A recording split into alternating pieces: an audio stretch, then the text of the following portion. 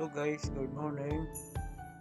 Ngayon guys, pupunta muna ulit tayo guys sa training center. 2 days na guys. Ito na ngayon guys ang last ng training sa akin para makakuha na ako ng SOC card at passport card. Bakit guys kailangan yung dalawang bagay na card yun guys?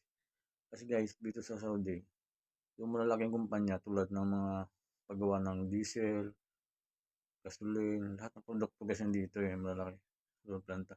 Kailangan pumasok ka sa planta guys. Daan ka muna sa safety department para i-orient ka nila guys kung paano ang procedure sa loob ng planta para hindi mo magawa. Kaya guys, tuturusin nyo lahat dun sa loob ng safety department kung ano ang bawal sa loob. Tulad ng bawal maggamit ng cellphone sa loob, bawal na magsuot ng mga hindi suot ng fire. Ito na tawag ng FRC. Guys, bawal sa loob na hindi FRC kami guys. Kaya, ni-orient kami bago pumasok sa loob.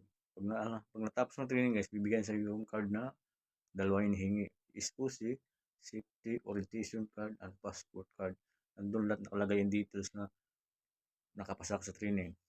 Kaya guys, thank you for watching.